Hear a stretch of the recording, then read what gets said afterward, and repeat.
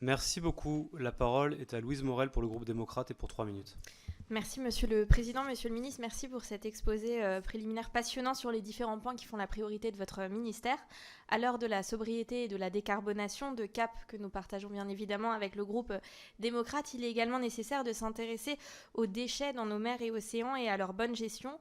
Pour ne citer qu'un exemple, à l'échelle mondiale, on estime que la quantité de plastique dans les océans, alors c'est une estimation large mais est comprise entre 75 et 199 millions de tonnes, et que 24 400 milliards de particules de plastique flottent à leur surface.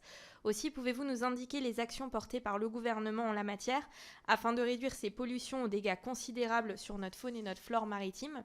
Et plus globalement, à mon niveau, je suis bien éloignée des mers, je suis députée du Bas-Rhin, mais je suis proche d'un fleuve toutefois, et mer et fleuve sont bien entendu reliés. Aussi, pouvez-vous nous dire s'il y a des quelconques interactions qui existent entre mer et fleuve sur ces sujets de pollution, puisque nous sommes bien entendu en amont de ce qui se déverse ensuite parfois dans les océans? Je vous remercie. Merci La beaucoup. question des huîtres plates. Madame Morel, sur la question de la pollution, il y a plusieurs niveaux. Il y a la pollution plastique, la question de la production au niveau national. Je crois que la loi AGEC, climat résilience, essaye d'y répondre. C'est-à-dire qu'il faut éviter de produire ces déchets en amont pour qu'ils se retrouvent dans la mer ou dans nos fleuves.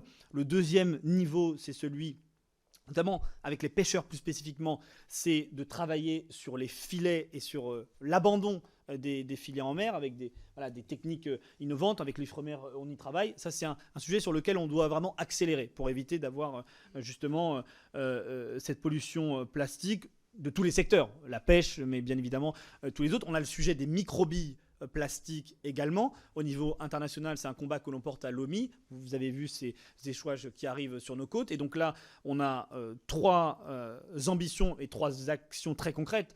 Un, porter la déclaration systématique de ces pertes de conteneurs à l'OMI.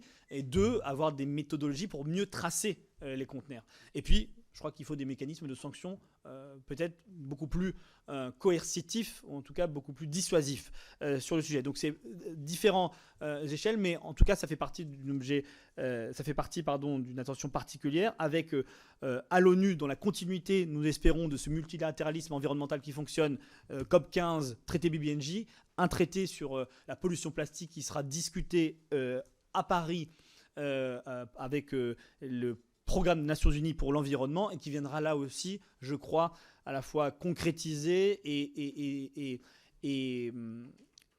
embarquer tous les pays, tous les acteurs sur la lutte contre la pollution plastique. Ça va de la phase de production jusqu'à la phase de ramassage aussi. Et là, on soutient aussi des techniques assez innovantes de ramassage. Mais ça, c'est en lien avec le ministère de la Transition écologique sur la question de la pollution plastique. Donc, je laisse à Bérengère Couillard et à Christophe Béchu le reste des questions qui leur incombent. Monsieur Jumel,